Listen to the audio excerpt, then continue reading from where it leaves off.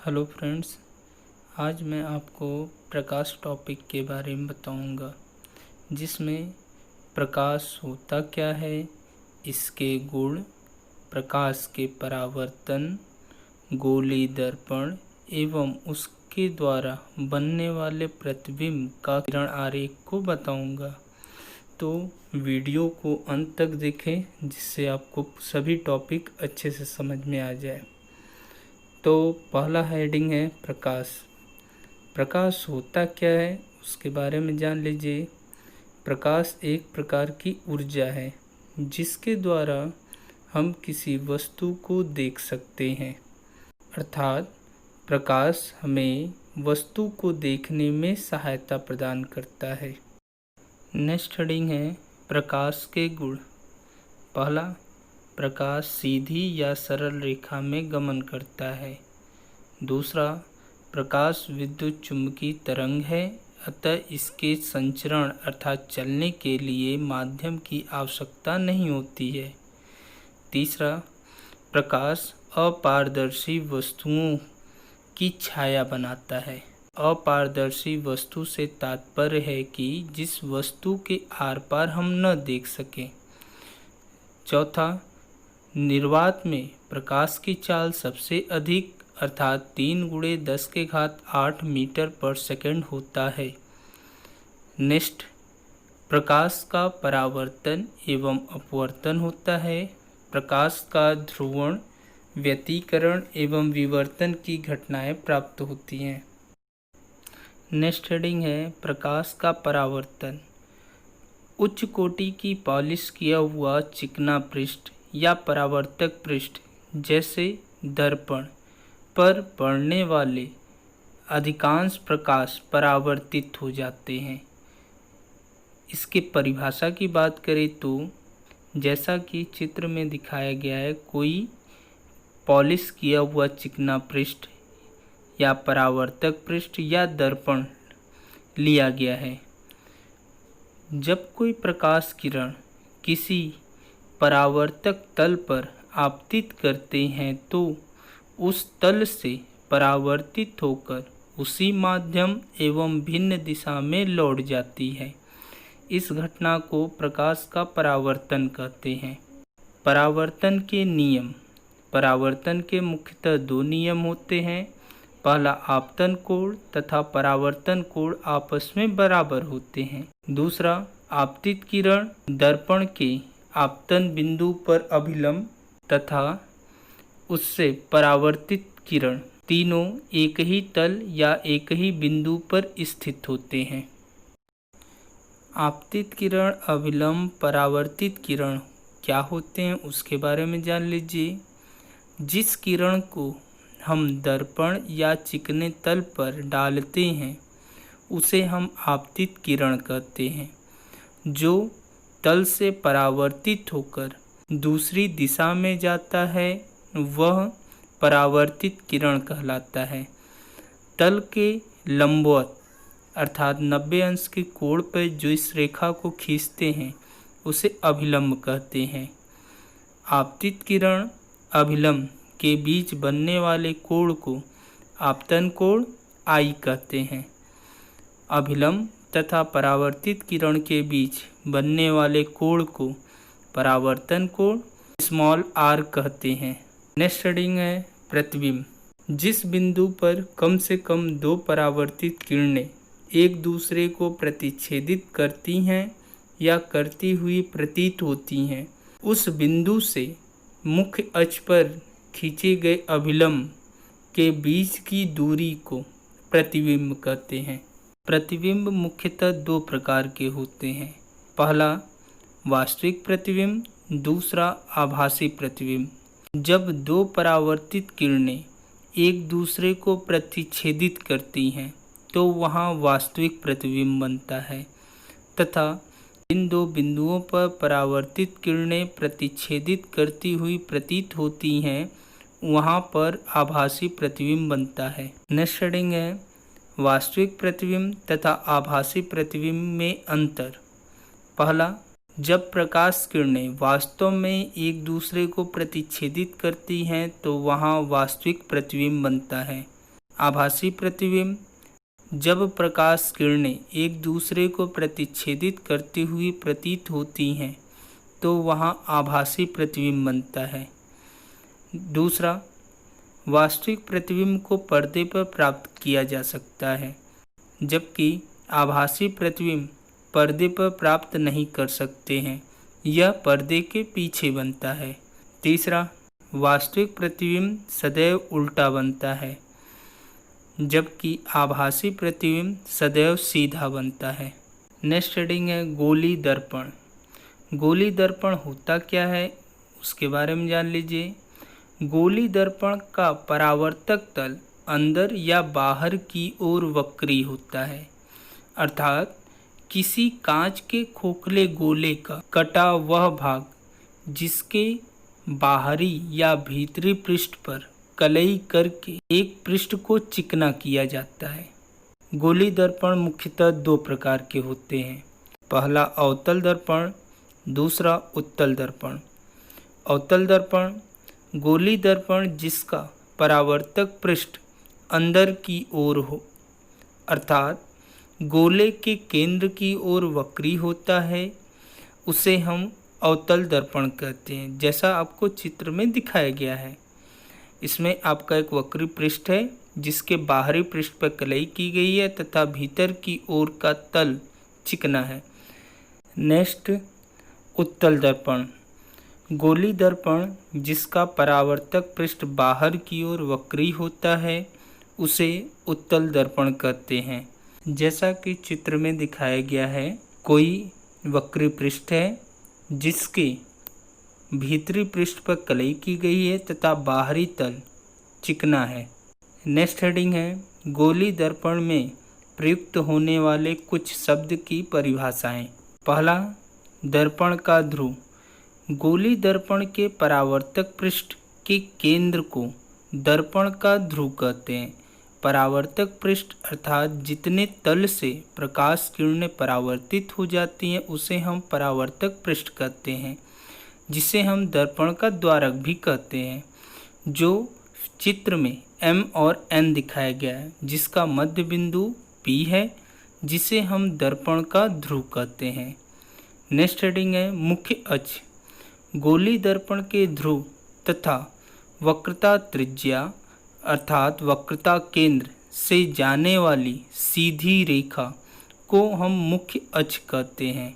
Next heading है वक्रता केंद्र। गोली दर्पण का परावर्तक पृष्ठ एक खोखले गोले का कटा भाग होता है।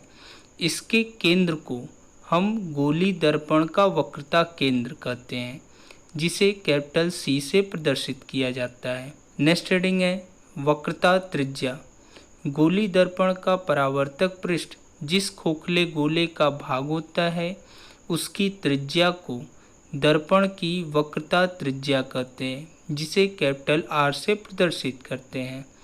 इसकी दूसरी भी परिभाषा है, गोली दर्पण के ध्रुव तथा वक्रता केंद्र C के बीच की दूरी को वक्रता त्रिज्या कैपिटल R कहते हैं। नेक्स्ट हेडिंग है द्वारक।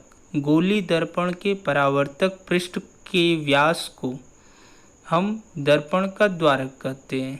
चित्र में MN आपका गोली दर्पण का द्वारक है। नेक्स्ट हेडिंग है मुख्य फोकस।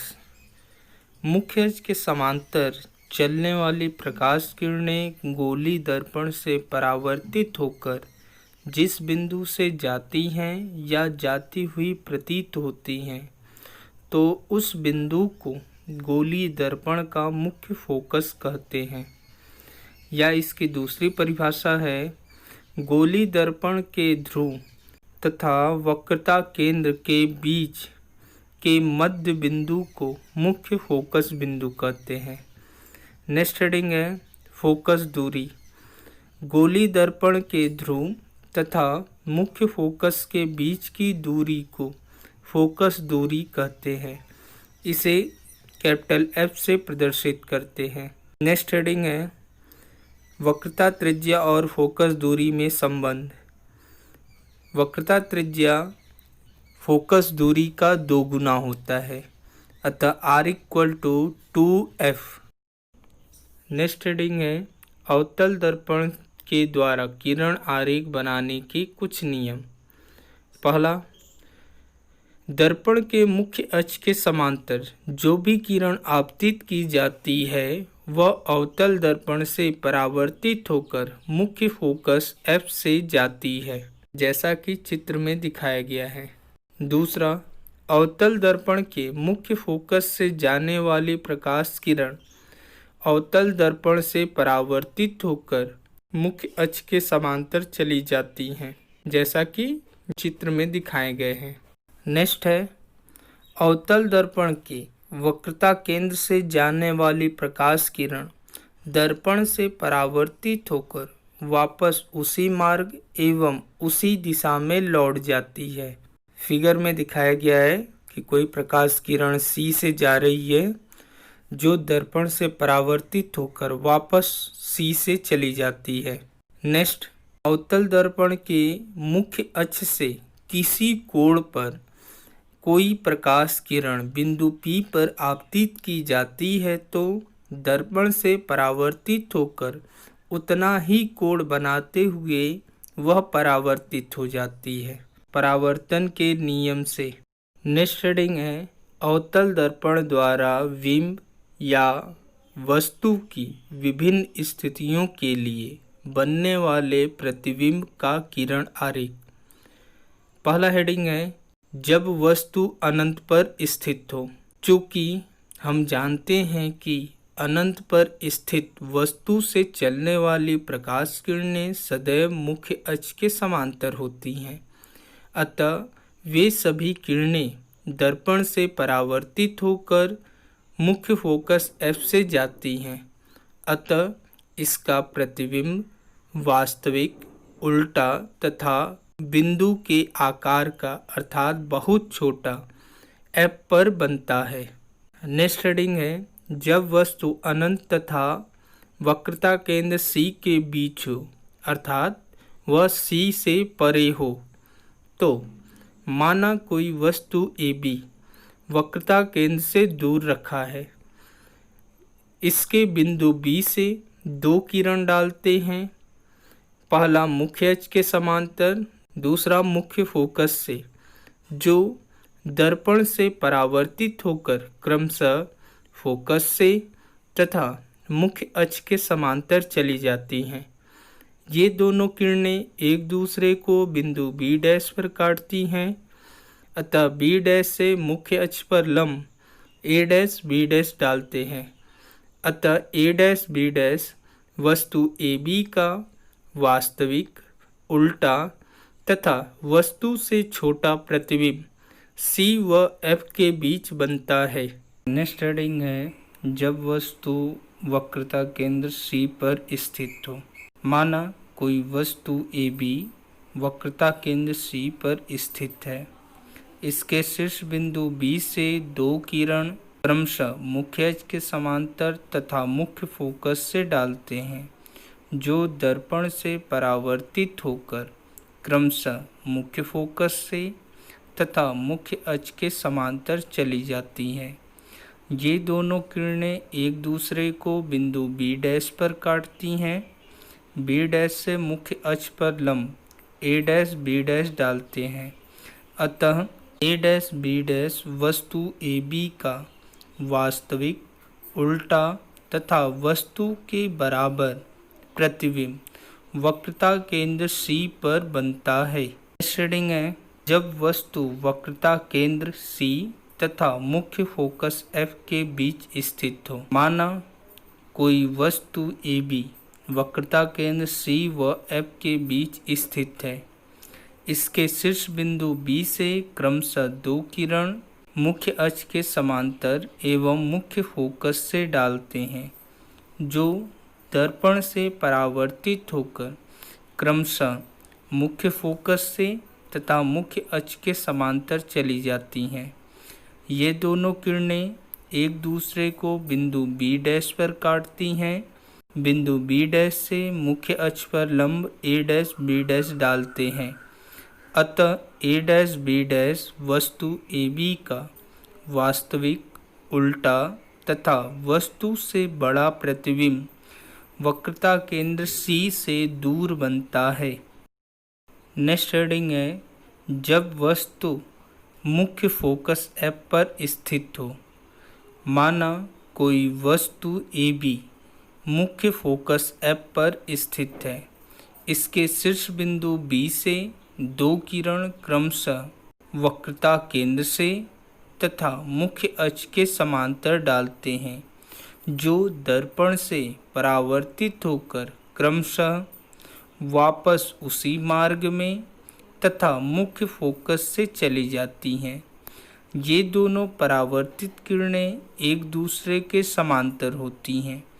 चूँकि हम जानते हैं कि दो समांतर किरणें एक दूसरे को अनंत पर काटती हैं, अतः इसका प्रतिबिंब वास्तविक, उल्टा तथा वस्तु से बहुत बड़ा अनंत पर बनता है।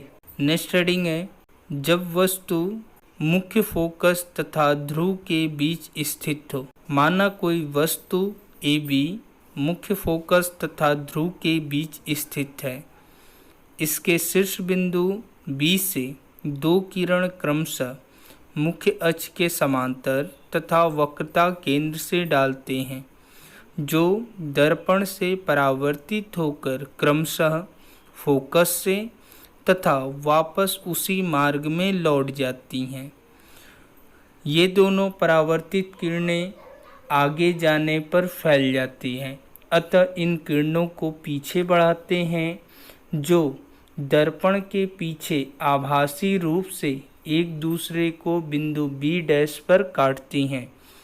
B' से मुख्य अक्ष पर लंब A', B' डालते हैं, अतः A', वस्तु AB का आभासी, सीधा तथा वस्तु से बड़ा प्रतिबिंब दर्पण के पीछे बनता है। अवतल दर्पण द्वारा वस्तु के विभिन्न स्थितियों में बनने वाले प्रतिबिंब के लिए एक सारणी बनाई गई है, जिसे हम याद कर लेते हैं। जैसे क्वेश्चन हमसे पूछा जाता है कि कोई वस्तु अगर अनंत पर है तो उस वस्तु का आकार कैसा होगा।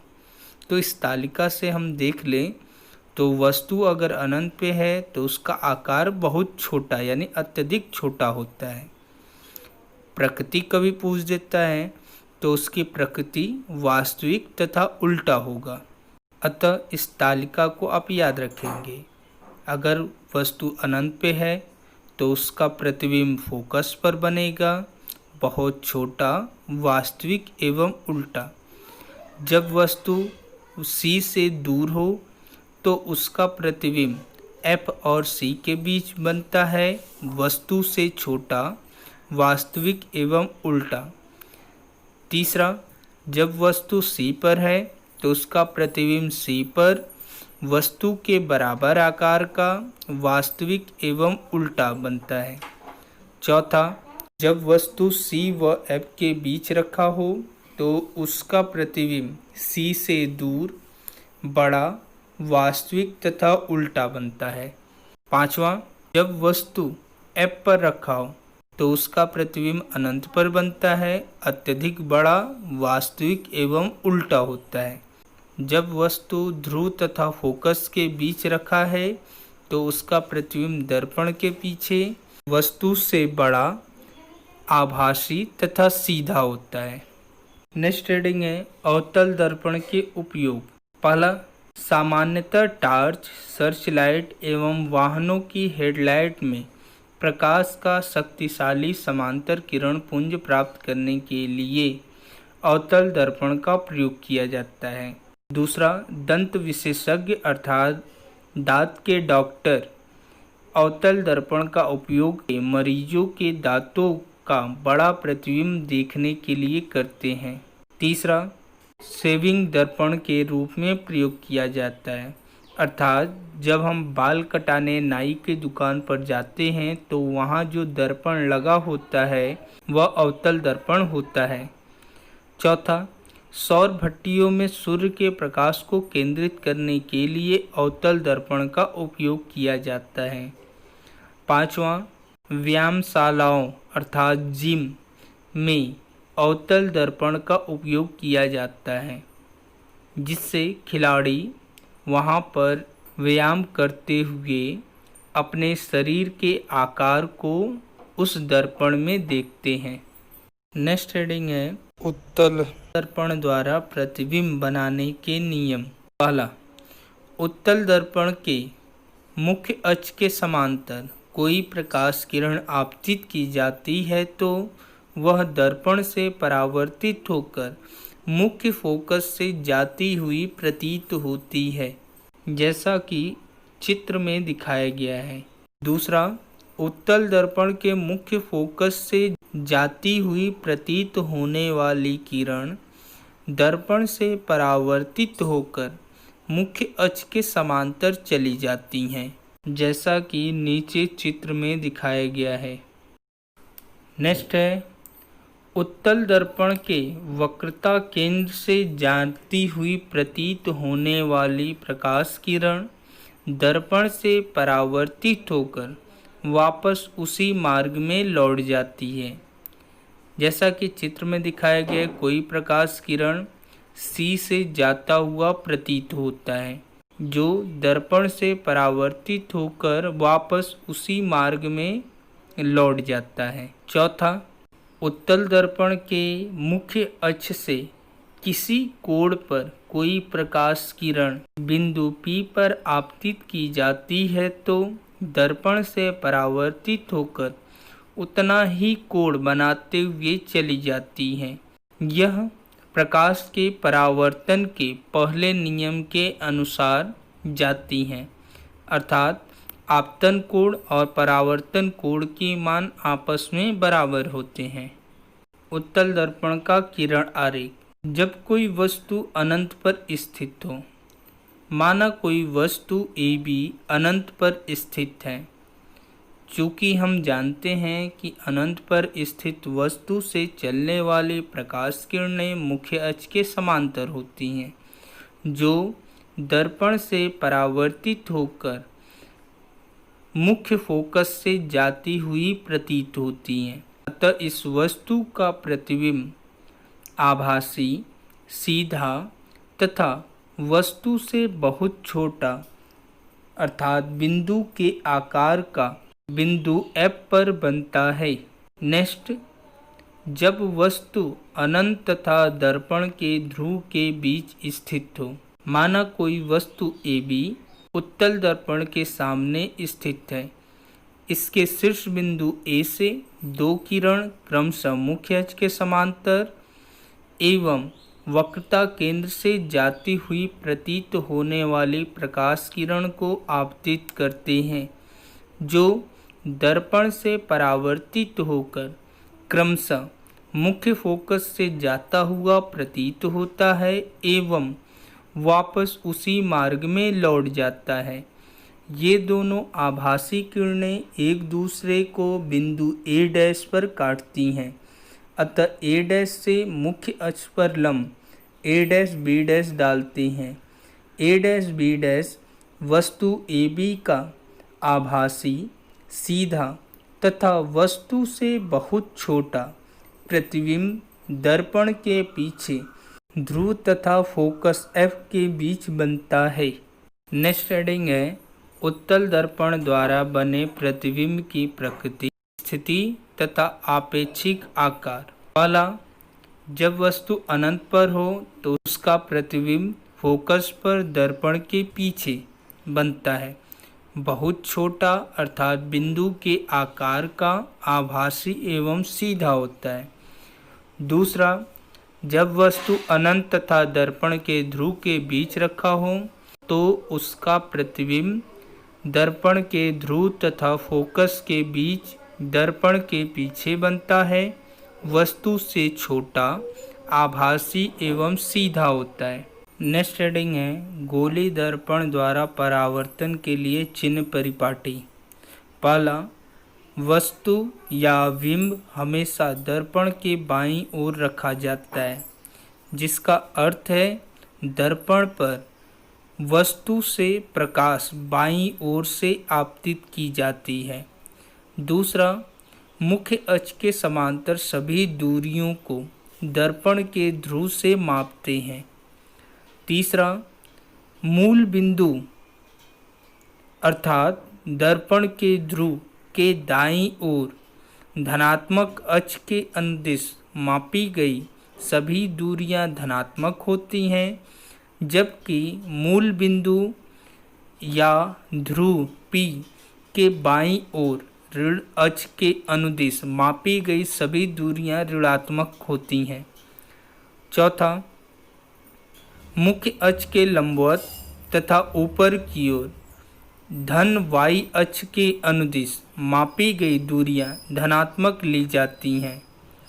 पांचवा, मुख्य अक्ष के लंबवत तथा नीचे की ओर अर्थात ऋण अक्ष ऋण y अक्ष के अनुदिश मापी गई सभी दूरियां ऋणात्मक ली जाती हैं।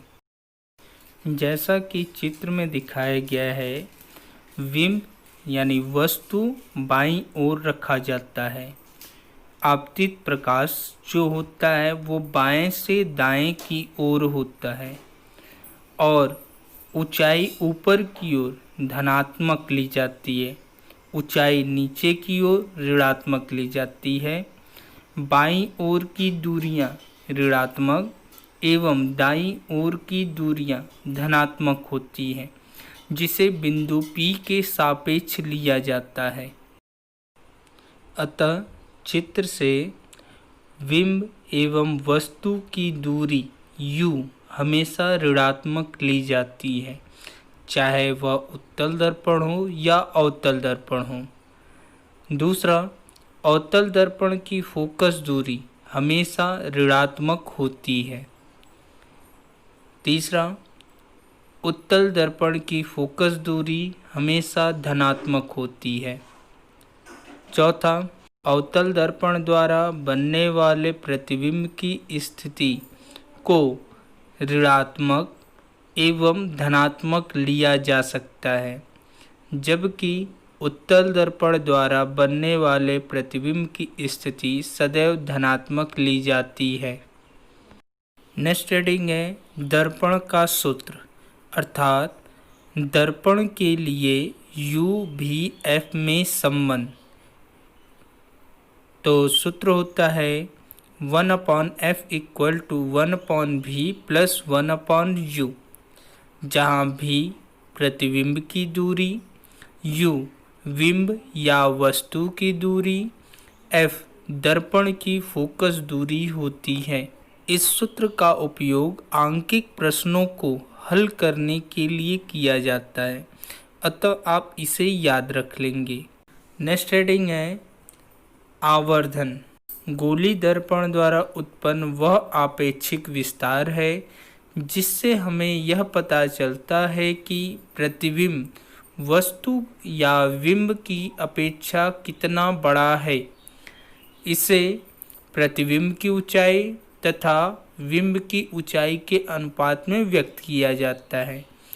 अर्थात इसे हम दूसरे शब्दों में कहें तो दर्पण द्वारा बनने वाले प्रतिबिंब की ऊंचाई तथा वस्तु की ऊंचाई के अनुपात को दर्पण का रेखीय आवर्धन कहते हैं।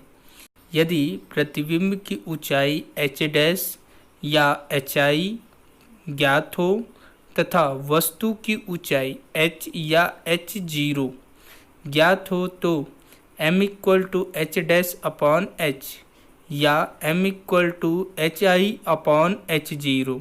यदि दर्पण के ध्रुव से वस्तु एवं प्रतिबिंब के बीच की दूरियां ज्ञात हो तो m = v/u अर्थात m = hi/h0 = v/u। प्रकाश का अपवर्तन अर्थात रिफ्रैक्शन ऑफ लाइट। प्रकाश का अपवर्तन होता क्या है उसके बारे में जान लीजिए।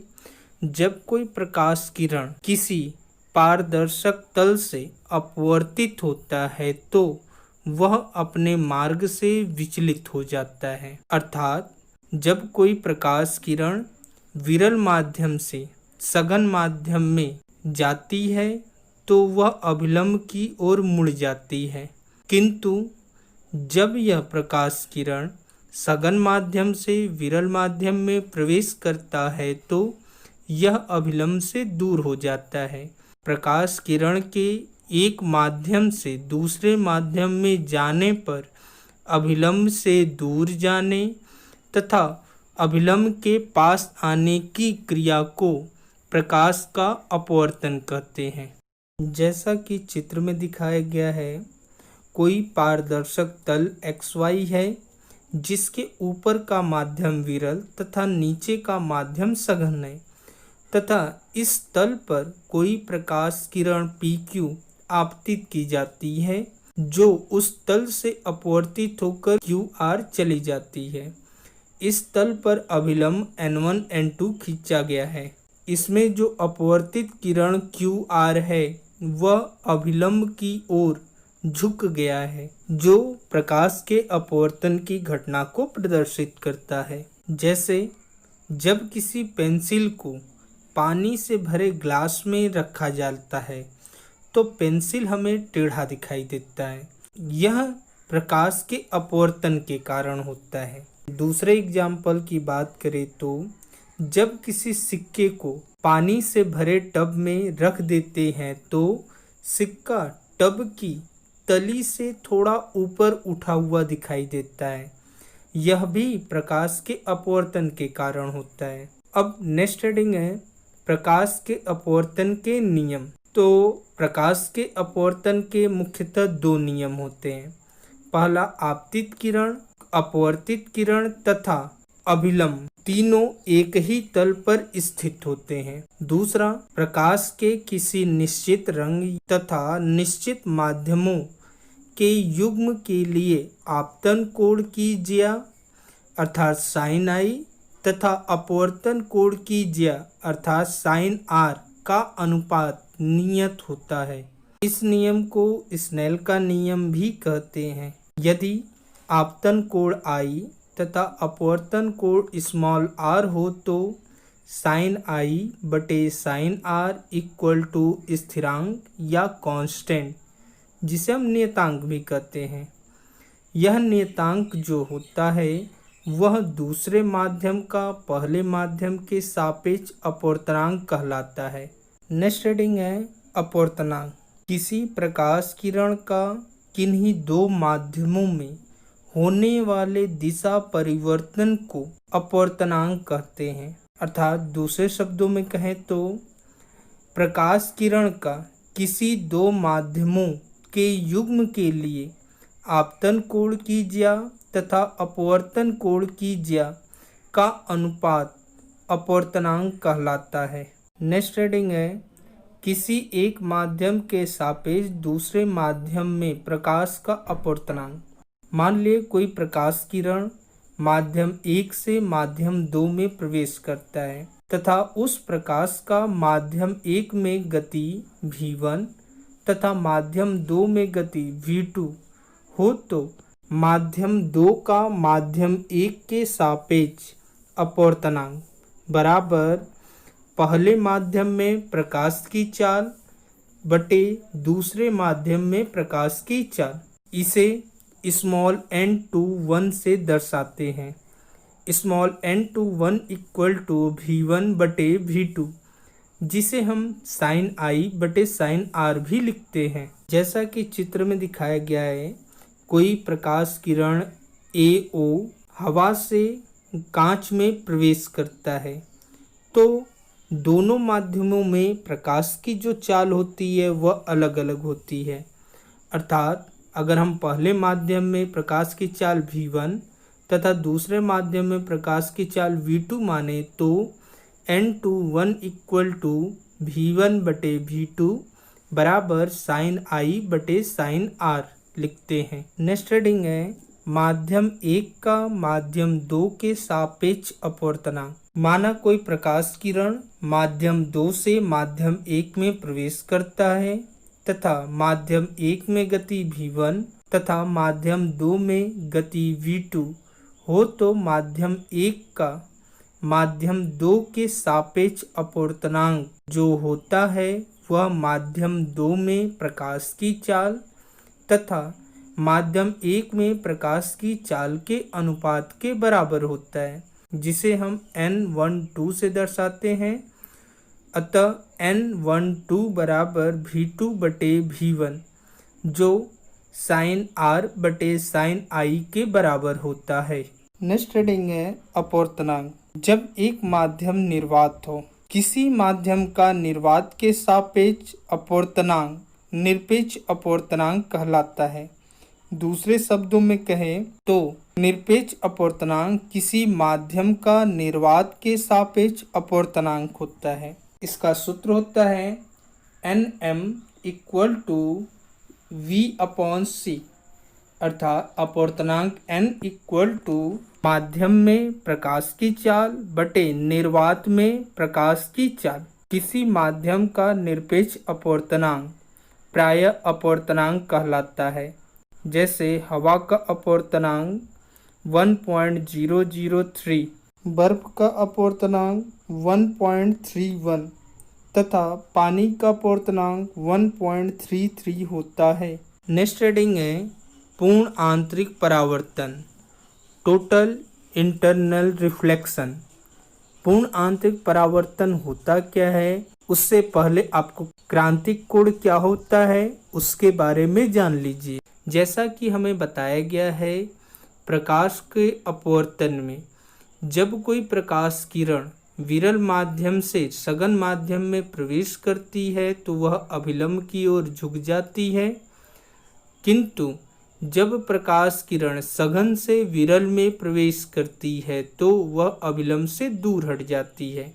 अतः इस स्थिति में जब प्रकाश किरण सघन से विरल में प्रवेश करता है तो सघन माध्यम में यदि आपतन कोण का मान बढ़ाया जाता है तो अपवर्तन कोण का मान भी बढ़ता जाता है, अर्थात वह अभिलंब से दूर होता जाता है।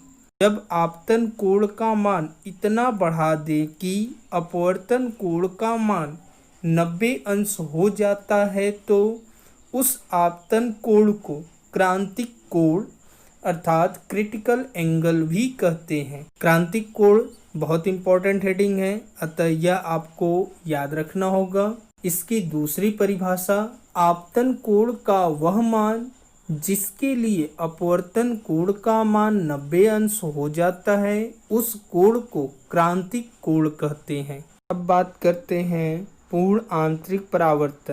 जब आपतन कोण का मान क्रांतिक कोण से भी अधिक कर दिया जाए तो आपतित किरण पारदर्शक तल से परावर्तित होकर उसी माध्यम में वापस लौट आती है। इस घटना को पूर्ण आंतरिक परावर्तन कहते हैं। जैसा कि चित्र में दिखाया गया है, पहले फिगर में कोई प्रकाश किरण जल से हवा में प्रवेश करता है, तो जब वह प्रवेश करता है तो वह अभिलंब से दूर हटता है। दूसरे चित्र में यह दिखाया गया है कि हम कोई ऐसा आपतन कोण लेते हैं जिसके लिए अपवर्तन कोण का मान 90 अंश हो जाता है, तो उस आपतन कोण को क्रांतिक कोण कहते हैं। दूसरा जो चित्र है वह क्रांतिक कोण का चित्र है, अतः आप इसे याद रखेंगे।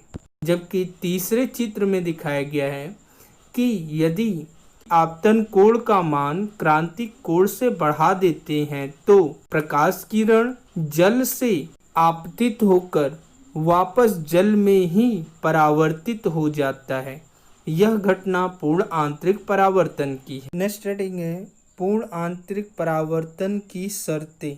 पूर्ण आंतरिक परावर्तन की जो घटना होती है उसके लिए निम्न 2 शर्त हैं। पहला, प्रकाश किरण सघन माध्यम से विरल माध्यम में प्रवेश करना चाहिए। दूसरा, आपतन कोण का मान क्रांतिक कोण से अधिक होना चाहिए। नेक्स्ट रीडिंग है ताल या लेंस। लेंस को हिंदी में हम ताल कहते हैं। लेंस होता क्या है उसके बारे में जान लीजिए। किन्हीं 2 पृष्ठों से घिरा हुआ ऐसा समांग पारदर्शी माध्यम जिसके दोनों पृष्ठ गोली हो या वक्री हो, या एक पृष्ठ गोली तथा दूसरा समतल हो, तो उसे हम लेंस या ताल कहते हैं। लेंस में कम से कम एक पृष्ठ गोली होना अनिवार्य होता है। नेक्स्ट हेडिंग है लेंस के प्रकार।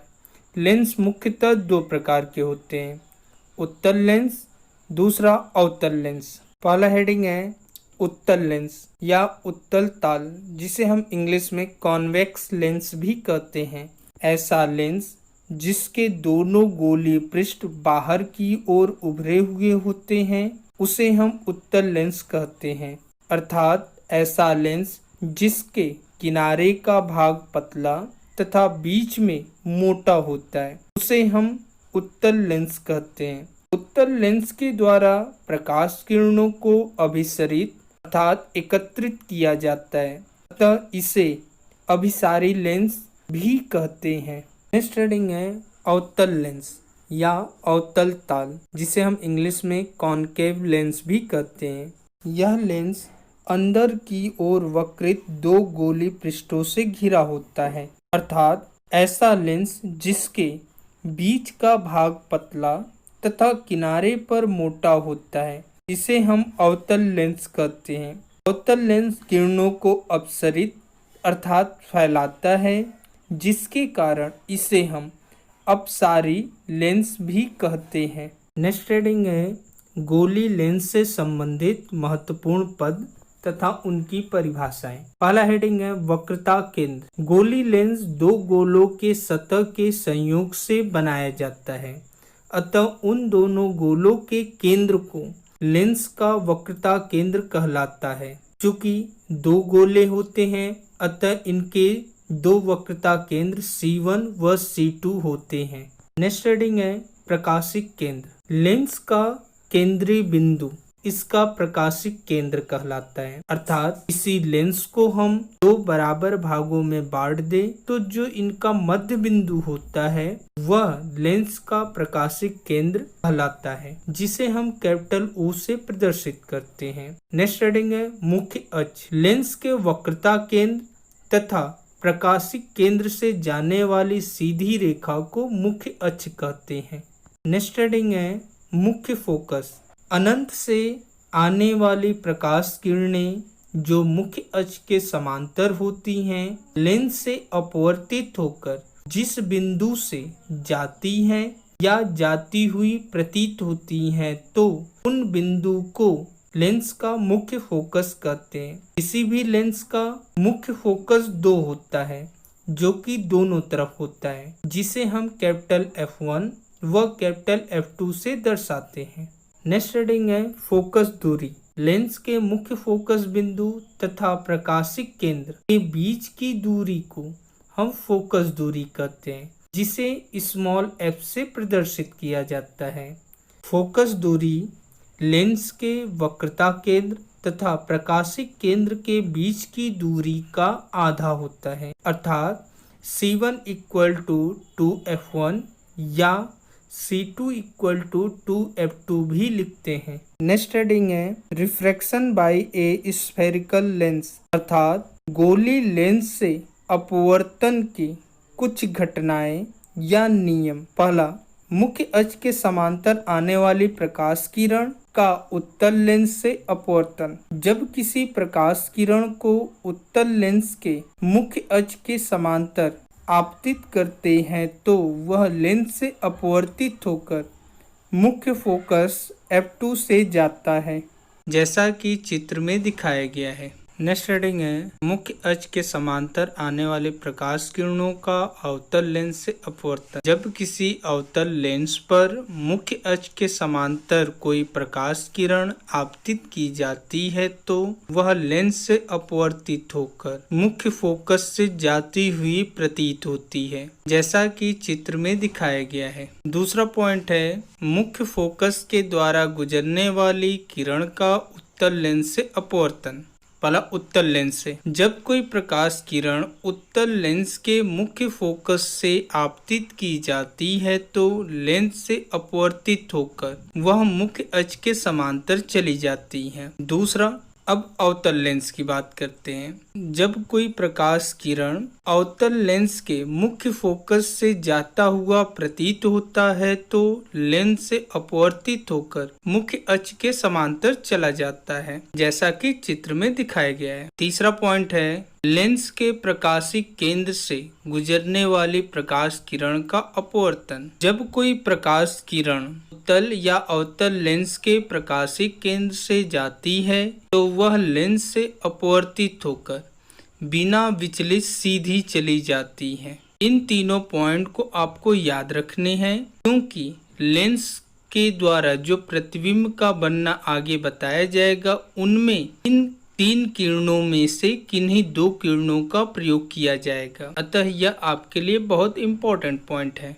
नेक्स्ट हेडिंग है उत्तल लेंस द्वारा प्रतिबिंब का बनना। इसमें पहला हेडिंग है जब बिंब या वस्तु अनंत पर हो तो उत्तल लेंस द्वारा प्रतिबिंब का बनना। क्योंकि हम जानते हैं कि कोई वस्तु यदि अनंत पर स्थित है तो उससे चलने वाली प्रकाश किरणें मुख्य अक्ष के समांतर होती हैं, जो उत्तल लेंस से अपवर्तित होकर मुख्य फोकस F2 पर केंद्रित हो जाती हैं। अतः अनंत पर रखी वस्तु का जो प्रतिबिंब बनता है वह F2 पर बनता है। इसका आकार बहुत छोटा अर्थात बिंदु के आकार का होता है एवं वास्तविक तथा उल्टा होता है। दूसरा, जब वस्तु वक्रता केंद्र C1 से परे हो, अर्थात जब वस्तु अनंत तथा वक्रता केंद्र C1 के बीच रखा हो। जैसा कि चित्र में दिखाया गया है, कोई वस्तु AB है जो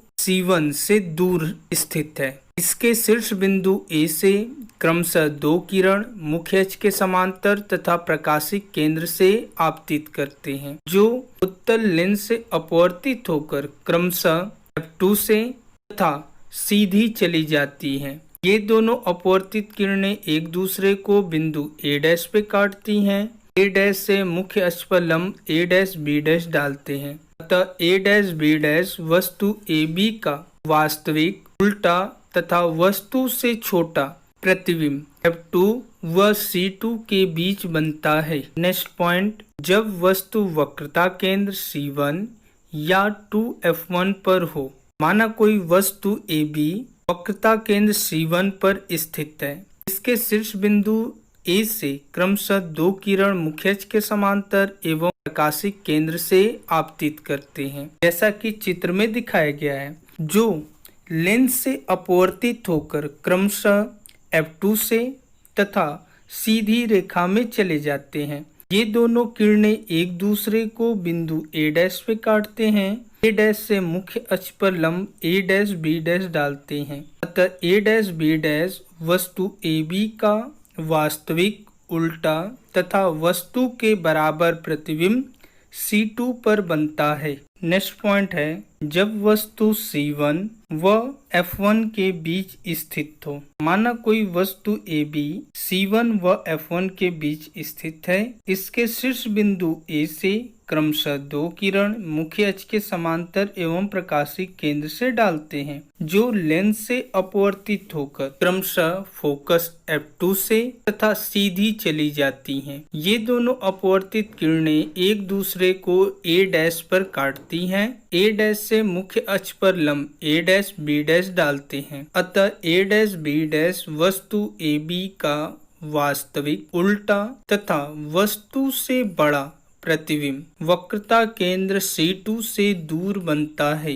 अब नेक्स्ट पॉइंट है, जब वस्तु उत्तल लेंस के मुख्य फोकस F1 पर स्थित हो। माना कोई वस्तु AB F1 पर स्थित है। इसके शीर्ष बिंदु A से क्रमशः 2 किरण मुख्य अक्ष के समांतर एवं प्रकाशिक केंद्र से डालते हैं, जो लेंस से अपवर्तित होकर क्रमशः F2 से तथा सीधी चली जाती हैं। ये दोनों अपवर्तित किरणें एक दूसरे के समांतर होती हैं। चूँकि हम जानते हैं समांतर किरणें कहीं अनंत पर मिलती हैं, अतः इस वस्तु AB का जो प्रतिबिंब होगा वह वास्तविक, उल्टा तथा वस्तु से बहुत बड़ा प्रतिबिंब अनंत पर बनता है। नेक्स्ट हेडिंग है, जब वस्तु उत्तल लेंस के मुख्य फोकस F1 व प्रकाशिक केंद्र O के बीच रखा हो। माना कोई वस्तु AB मुख्य फोकस F1 व प्रकाशिक केंद्र O के बीच स्थित है। इसके शीर्ष बिंदु A से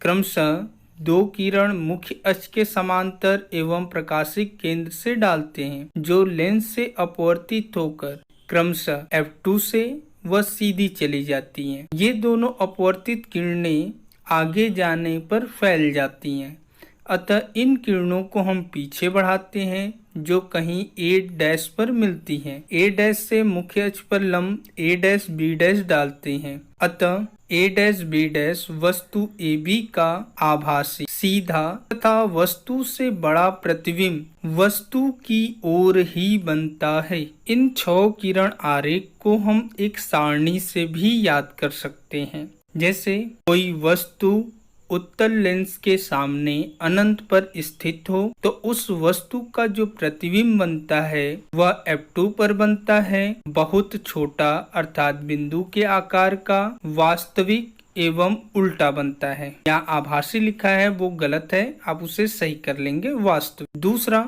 जब वस्तु F1 से दूर हो तो उसका प्रतिबिंब F2 व 2F2 के बीच बनता है, छोटा बनता है तथा वास्तविक एवं उल्टा बनता है। तीसरा, जब वस्तु 2F1 पर हो तो उसका प्रतिबिंब 2F2 पर बनता है, समान आकार का बनता है, वास्तविक एवं उल्टा। तथा जब वस्तु F1 व 2F1 के बीच स्थित हो तो उसका प्रतिबिंब 2F2 से दूर बनता है, वास्तविक, उल्टा तथा बड़ा बनता है। और पांचवा, जब वस्तु F1 पे रखा हो तो उसका प्रतिबिंब अनंत पर बनता है, बहुत बड़ा, वास्तविक तथा उल्टा। तथा छठा, जब वस्तु F1 व प्रकाशिक केंद्र O के बीच हो तो उस वस्तु का जो प्रतिबिंब बनता है वस्तु की ओर ही बनता है, बहुत बड़ा, आभासी तथा सीधा। नेक्स्ट हेडिंग है अवतल लेंस द्वारा प्रतिबिंब का बनना। अवतल लेंस द्वारा वस्तु की मात्र 2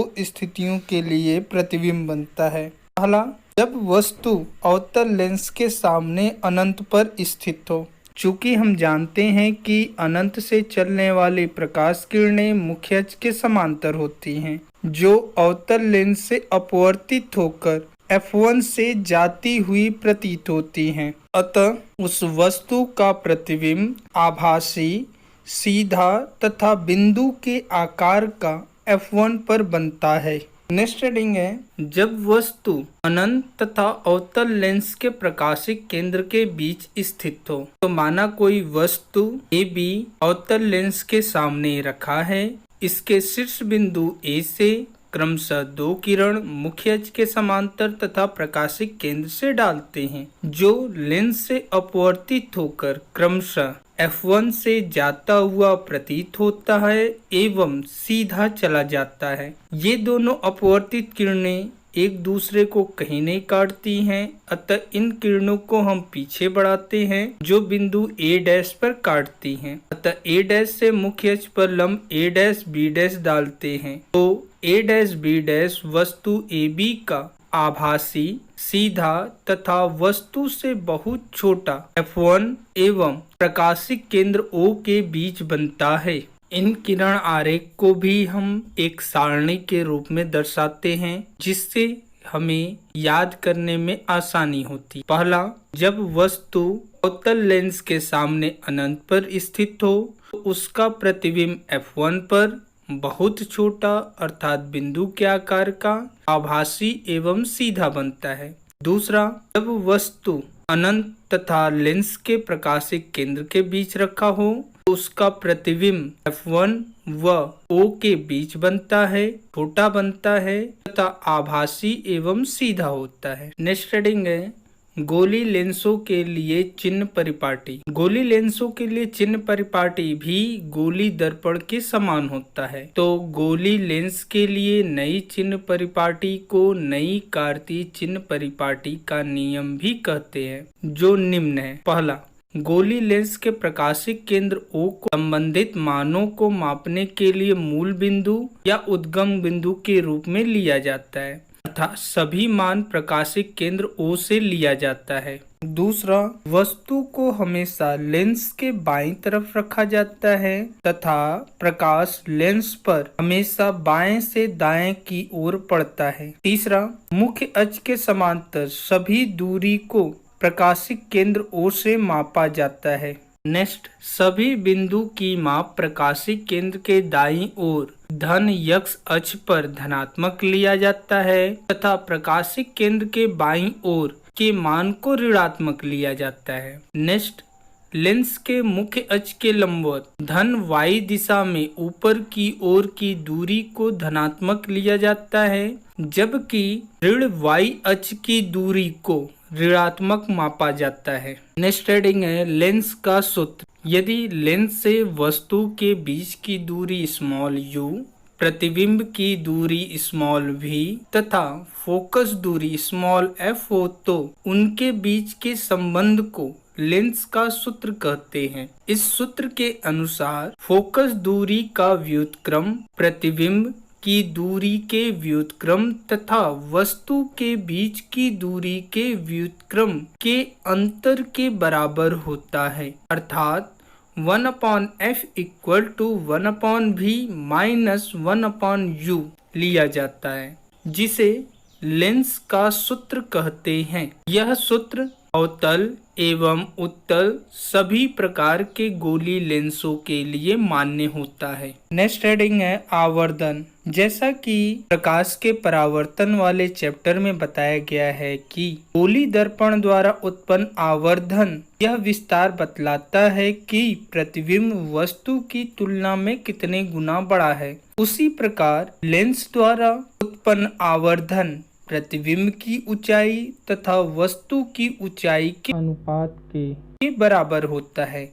जिसे हम स्मॉल m से प्रदर्शित करते हैं। अतः यदि प्रतिबिंब की ऊंचाई कैपिटल I तथा वस्तु की ऊंचाई कैपिटल O ज्ञात हो तो m = I/O होता है, जो आवर्धन का सूत्र होता है। यदि लेंस से प्रतिबिंब के बीच की दूरी v तथा वस्तु के बीच की दूरी u ज्ञात हो तो m = v/u होता है, अर्थात m = I/O = v/u। Next heading है लेंस की क्षमता, पावर ऑफ लेंस। किसी लेंस द्वारा प्रकाश किरणों को अभिसरण या अपसरण करने की मात्रा को लेंस की क्षमता कहते हैं।